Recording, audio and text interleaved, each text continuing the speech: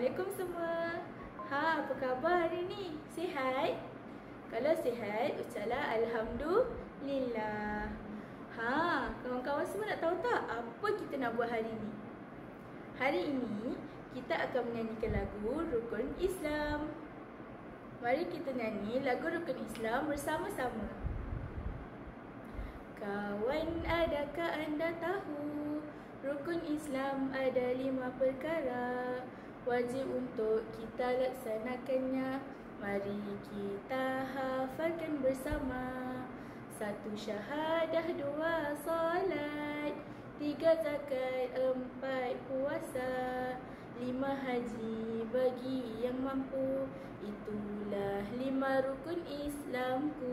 Syahadah tanda orang beriman, solat tiang agama yang kuat, zakat kita saling tolong menolong, puasa mendidik hati yang tenang, tunai haji bagi yang mampu. Lengkap sudah rukun Islamku.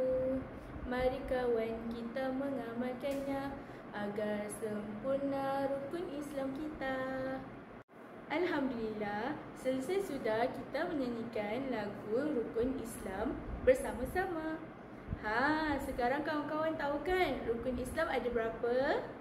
Ada 5. Yang pertama syahadah, yang kedua solat, ketiga zakat, keempat puasa, dan kelima menunaikan haji bagi yang mampu. Semoga perkongsian kita pada hari ini dapat memberikan manfaat kepada kawan-kawan semua.